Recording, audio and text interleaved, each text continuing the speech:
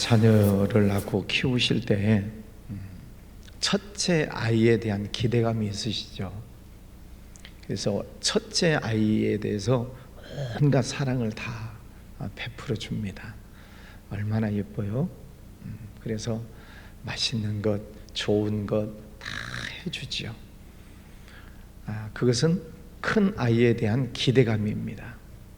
첫째 아이니까 이렇게 잘 자라서 훌륭한 사람이 되면 좋겠다라고 하는 그런 기대감입니다. 둘째가 태어났습니다. 그럼 이제 비교가 되잖아요. 제가 보니까 대체로 모든 집들이 다 그래요. 첫째하고 둘째하고 왜 그렇게 다른지 몰라요. 성격도 다르고 뭐 식성도 다르고 하는 짓도 다르고 모든 게 다 달라요. 그러다 보니까 둘째는 웬만하면 다 넘어가는데 첫째는 이제 그때부터 야단을 맞는 것입니다. 너는 왜 이렇게 하냐? 왜 이렇게 안 하냐? 그래서 첫째가 야단을 많이 맞습니다. 그럼 뭐냐면은 기대감이 무너지면 야단을 치는 거죠.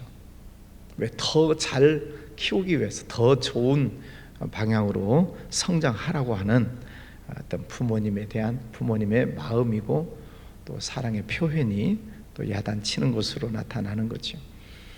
오늘 이스라엘 백성들도 그렇습니다. 하나님께서 이스라엘 백성들을 택하셔서 그들에게 복을 주시고 또 하나님의 말씀을 주셔서 그 말씀으로 훈련을 받고 그 이스라엘 백성들이 전 세계의 모든 열방에 하나님의 말씀을 전하는 그런 민족으로 하나님이 세우실 계획이 있으셨어요. 그래서 성경을 쭉 보면 아브라함 이후에 그들에게 많은 복을 주시고 또 은혜를 베풀어 주시죠. 근데 그 이스라엘 백성들이 하나님의 은혜를 받고 번성하면 꼭 우상 숭배를 하고 하나님을 잊어버리고 죄짓고 타락하고 그러다가 이제 야단 맞고 돌아오는 그런 일들이 많습니다. 호세아라고 하는 선지자의 내용도 다 그런 말씀이잖아요. 하나님께서 그렇게 사랑하셔도 계속해서 못된 짓 하고 또 가출하고 잘못하는 그 고멜에 대해서 끝까지 사랑하는 표현을 하나님의 마음으로 나타내 주시고 있습니다. 자, 오늘 1절 말씀에도 보면 이스라엘은 열매 맺는 무성한 포도나무라. 그 열매가 많을수록 하나님께서 많은 복을 주시면 주실수록 그들이 제단을 많게 하고 또 주상을 아름답게 한다. 엉뚱한 짓을 한다는 것입니다. 2절에 보면 그들이 두 마음을 품었으니, 두 마음이라고 하는 것은 좋은 마음은 아니죠. 이랬다 저랬다, 이렇게 할까 저렇게 할까. 두 마음, 하나님도 섬기고 세상 일도 하고 우상도 섬기고 하나님도 섬기고 두 마음. 그래서 여호수아가 가나안 땅에 들어갔을 때도 이 얘기를 하잖아요. 너희들은 하나님을 섬길 것인지 이 땅에 있는 신을 섬길 것인지를 오늘날 선택해라. 오직 나와 내 집은 여호와만 섬기겠다. 빨리 택해라. 그런 말을 합니다. 두 마음이 있다라고 하는 것은 하나님께서 고멜이 마치 남편도 사랑하고 세상도 사랑하고 하는 것처럼 나쁜 마음이다. 그런 마음이죠. 우리 그리스도인들 가운데에서도 이렇게 두 마음을 가지고 있는 분들이 참 많습니다. 신앙생활도 하고 세상도 섬기고 하나님 앞에서 열심히 충성도 하고 세상 즐기는 일도 다 하고 두 가지를 다 하는 거죠. 물론 우리가 세상을 떠나서 살 수는 없습니다. 그러나 세상 속에서 우리가 할 일도 있고 직장 사업도 해야 되고 세상 일들이 많이 있지만 그 속에 우리가 빠져서 하나님보다 더 사랑하고 더 쾌락에 빠지면 안 되는 거죠. 그래서 두 마음이다. 그들이 지금 두 마음을 품고 있습니다. 또 3절에 보면 여호와를 두려워하지 아니함으로. 뭔가 지금 수상한 일들이 일어나고 있죠. 두 마음, 하나님을 두려워하지 않습니다. 하나님이 얼마나 무서우신 하나님인가를 모른다는 거죠. 아니, 외면하는 거죠. 우리나라 법을 어기는 사람들이 많습니다. 알면서도 죄를 짓는 사람들이 많아요. 왜요? 법을 우습게 한다는 거죠. 법이 무너지면 우리나라의 기강이 무너지는 거죠. 법이라고 하는 것이 있습니다. 근데 법을 외면하고 무시하고 경멸히 여기면 세상이 시끄럽고 질서가 무너지는 것이죠. 우리나라의 법 가운데 이런 법이 있어요. 집행유예라고 하는 것이 있어요. 예를 들어서 징역 1년, 집행유예 2년 그럽니다. 그러면 1년 동안 징역을 살아야 되는데 봐줄 테니까 밖에 나가서 자유롭게 살되 2년 동안은 조심해라, 그런 얘기예요. 분명히 죄는 지었지만 2년 동안은 조심해라, 봐준다, 그런 얘기죠. 사람들이 그걸 이용을 하는 것입니다. 집행유예면은 조심해야 되잖아요. 그런데도 감옥을 가지 않았다라고 하는 것 때문에 오히려 더 죄를 짓고 집행유예 기간 동안에도 또 나쁜 짓을 하는 사람들이 많습니다. 법을 우습게 여긴다는 거죠. 언젠가 한번 그런 말씀을 드린 적이 있어요. 지금도 음주운전 때문에 얼마나 많은 사고가 납니까? 자기만 다치는 게 아니라 엉뚱한 사람 마주오는 차와 충돌을 하고 중앙선을 넘어가고 역주행하고, 그래서 일어나는 사고들이 참 많습니다. 엉뚱한 사람이 다치거나 죽거나.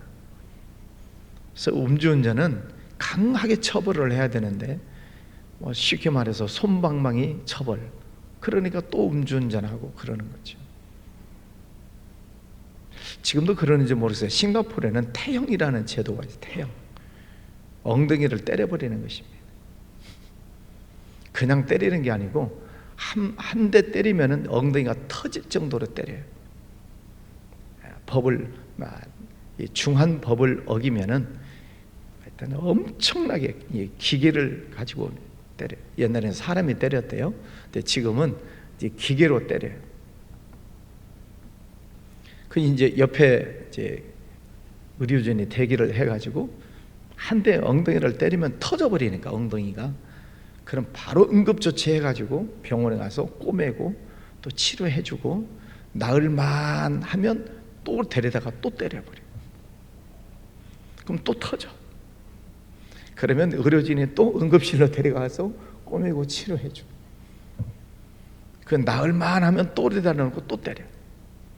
3번 그렇게 맞으면은 다시 죄를 지을까요? 안 지을까요?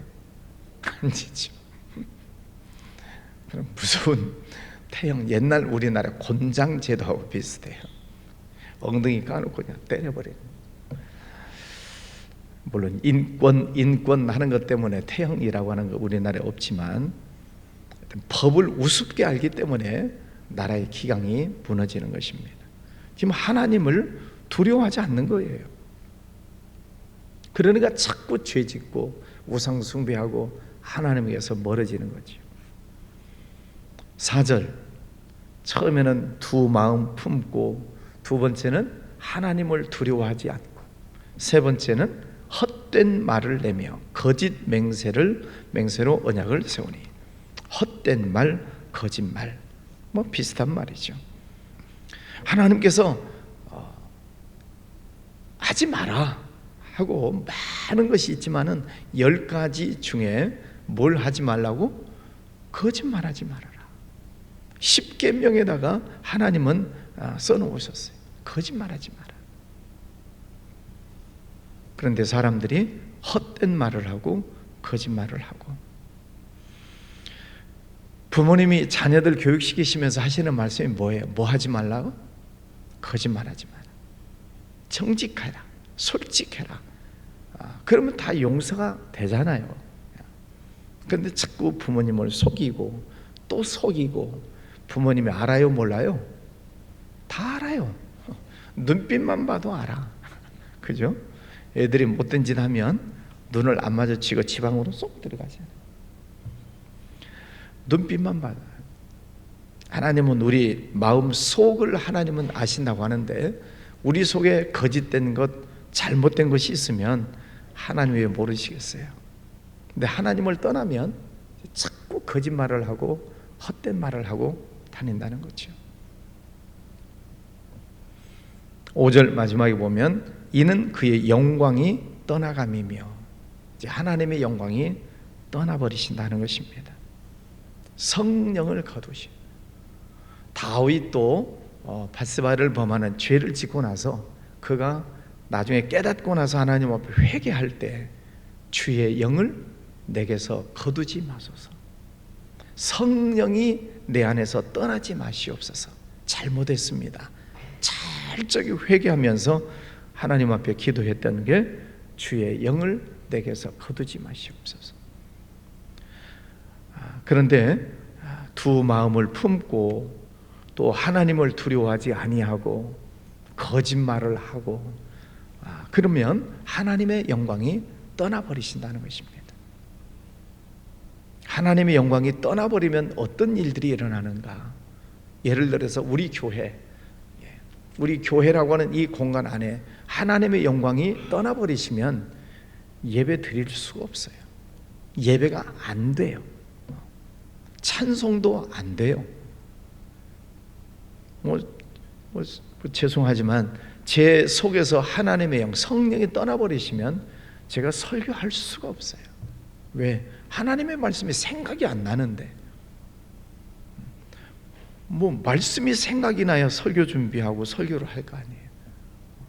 하나님의 말씀이 생각에 머리가 까매버리면은 어떻게 설교를 하겠어요? 안 되는 것입니다. 여러분 속에, 여러분 가정 안에 하나님의 영이 떠나버리시면 거기에는 이제 사탄이 자리를 잡는 거죠. 그래서 사탄이 온갖 이제 심판, 멸망의 화살을 쏘아대는 것입니다. 사탄이 다스리는 나라가 되어버리는 것이죠.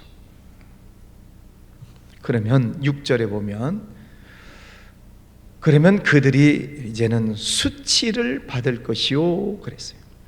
하나님의 영광이 떠나버리시면 그때부터는 이제 부끄러움을 당하고 수치를 당하고 손가락질을 당하고, 저 사람 하나님 믿다가 저렇게 됐대, 하나님의 영광이 떠나니까 저런 꼴을 당하는구나, 이제 수치스러운 일들을 당하게 됩니다.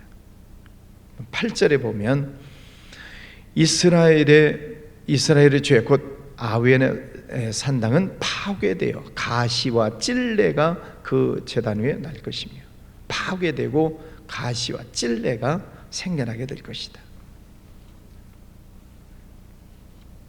소금이 맛을 잃어버리면은 밖에 버려져서 밟힐 뿐이니라 말씀을 하시죠. 가시와 찔레가 난다는 것은 전쟁이 나고 또 지진이 나고 또 가뭄이 들고 전염병이 나고, 그런 것들이 그 국가에서 일어나는 가시, 찔레 이런 것들로 나라가 망해버리는 것입니다. 점점 더 파괴되어 가는 것이죠. 그래서 8절에도 보면은 파괴, 9절에는 범죄. 파괴되고 무너지는 곳에는 도둑들이 성행하지요. 가끔 우리가 뉴스를 통해서 보잖아요. 지진이 났다. 그럼 다 무너져요. 사람들이 막 도망가요. 근데 도망가는데 역주행하고 들어가는 놈들이 있어요. 누구? 도둑질하러. 사람들은 막 피난 가는데 오히려 들어가서 상점에 가서 막 도둑질하고 유리창 깨고 들어가서 막 도둑질하고, 그 나라가 점점 망해버리는 그런 안타까운 모습들을 보게 됩니다. 그런데 그런 무너지고 범죄하고 멸망당하는 그런 속에서 하나님께서 이스라엘 백성들에게 주시는 또 희망적인 말씀 12절, 너희가 자기를 위하여 공의를 심고 인애를 거두라. 너희 묵은 땅을 기경하라. 지금이 곧 여호와를 찾을 때니 마침내 여호와께서 오사 공의를 비처럼 너희에게 내리시리라. 너희 묵은 땅을 기경하라. 묵은 땅, 이제 봄이 됐어요. 그럼 이제 농사 지으시는 분들 이제 농사 지을 준비를 하시겠죠. 봄비도 내리고 이제 날도 따뜻해지면 이제 묵은 땅을 기경해야 되잖아요. 겨우내 얼었던 땅을 갈아엎어야 돼요. 갈아엎고 또 뭘 해야 되나 그 다음에 온갖 쓰레기도 다 걷어내고 돌도 다 집어내고 농사지을 준비를 하지 않겠습니까? 묵은 땅을 기경해라. 여러분 마음밭을 늘 갈아엎으시기를 바랍니다. 하나님의 말씀을 듣고 회개할 것은 회개하고 감사할 것은 감사하고 또 돌멩이처럼 이렇게 응어러져 있는 것들은 또 집어내고 하나님의 말씀으로 우리의 마음밭을 기경 갈아엎어서 부드러운 땅 옥토를 만들어야 어떤 씨앗이 떨어지든 열매를 맺지 않겠습니까? 우리가 찬송을 드리고 말씀 듣고 아멘을 하고 또 기도하고 이게 다 우리 마음을 갈아엎는 거지요. 그래서 우리가 자주 말씀을 들어야 되고 자주 또 기도해야 되고 그러면서 우리 마음이 옥토로 바꿔지게 되는 것이죠. 그런데 두 마음을 품고 하나님을 떠나고 거짓말하고 범죄하고 하나님과 전혀 상관없는 그런 삶을 살다 보면 마음이 딱딱해져요. 마음이 굳어져 버립니다.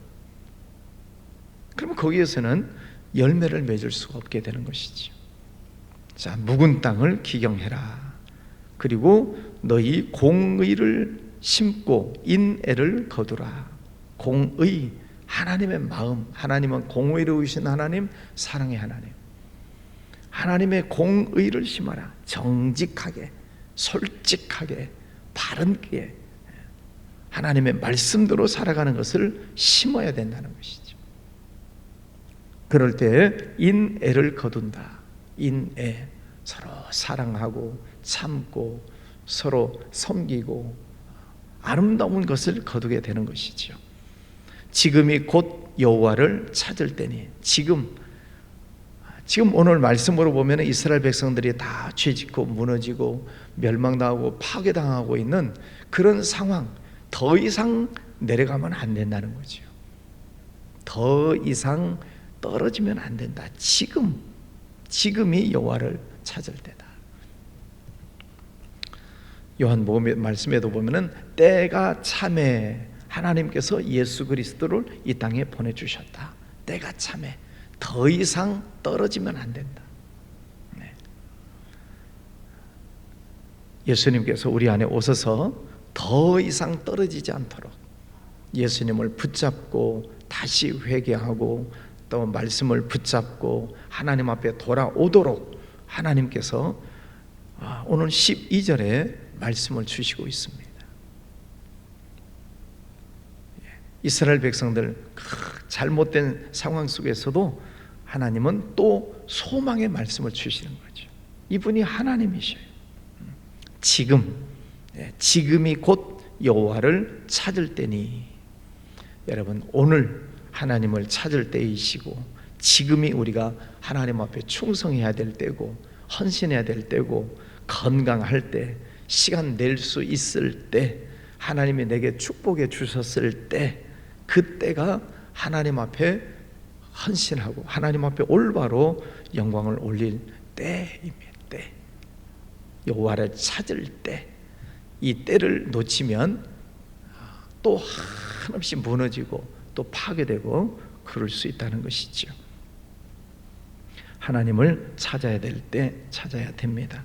씨앗을 뿌려야 될 봄철에 씨앗을 뿌리지 않으면 가을철에 가면 후회하는 거지. 새벽에 나오신 분들 또 실시간으로 나오신 우리 한 100여 명 매일 새벽에 실시간으로 참여하셔요. 감사해요. 지금이 여호와를 만날 만한 때이고, 지금 건강할 때 그래도 새벽에 일어나서, 집에서라도 새벽에라도 일어나서 하나님의 말씀에 귀를 기울이는 지금이 좋은 때예요. 하고 싶어도 못하는 때가 온다니까요. 충성하고 싶어도 못할 때가 와요. 그때 가서 가슴 치고 땅 치고 후회한들 때가 늦는 거죠. 할 수 있을 때 하나님 앞에 충성하시고 또 하나님의 말씀을 붙들고 승리하시기를 주의 이름으로 축원합니다. 기도합니다. 거룩하신 아버지 하나님, 감사합니다. 하나님께서 이스라엘 백성들을 택하시고 많은 기대감을 가지시고 복을 주셨지만 그들이 점점 하나님에게서 멀어지는 안타까운 모습을 보았습니다. 오늘 이 말씀을 또 우리에게 주시는 교훈의 말씀으로 듣습니다. 하나님께서 기회를 주셨을 때, 또 하나님께서 축복해 주셨을 때 더 하나님을 가까이 나아가고 더 하나님 앞에 충성하며 나아가는 우리들의 믿음 생활 되게 해 주시옵소서. 오늘도 좋은 아침을 주셨습니다. 오늘도 하나님 찬송하고 또 감사하고 하나님께 영광 올려드리는 복된 날 되게 하여 주시옵소서. 사탄마귀 틈타지 못하도록 물리쳐 주시옵시고 늘 주님을 바라보면서 영광 올려드리는 삶이 되기를 원합니다. 우리의 가정, 자녀들, 가족 모두를 하나님 지켜주셔서 하나님 앞에 돌아오게 하시고 또 가족 모두가 하나님을 더 잘 섬기는 은혜를 허락하여 주옵소서. 직장, 사업장, 또 자녀들 다니는 학교 위에도 복 주셔서 늘 하나님의 은혜 중에 거하게 해주시기를 원합니다. 하는 일들마다 하나님 복 주셔서 하나님께 영광 올려드릴 수 있도록 은혜의 문, 축복의 문, 지혜의 문을 열어 주시옵소서. 몸이 약한 이들에게 건강의 복도 더해 주시기를 원합니다. 늘 주님 바라보며 치료하시는 하나님께 간구합니다. 아버지 하나님, 우리 연약함을 쓰다듬어 주시고 또 치유하는 성령의 기름을 부어 주셔서 깨끗하게 고침받고 건강이 회복되고 하나님 앞에 충성할 수 있도록 강건케 해 주시기를 원합니다. 아버지 하나님, 하마나 기도회가 다가오고 있습니다. 지금부터 열심히 마음으로 준비하고 또 하마나 기도회를 통해서 우리 많은 성도들 영이 깨어나고 부르짖어 기도하고 하나님의 말씀 앞에 엎드려 새롭게 영이 기경되는 기회가 되게 하여 주시옵소서. 우리 나라도 하나님 지켜주시기를 원합니다. 안정되게 하여 주옵소서.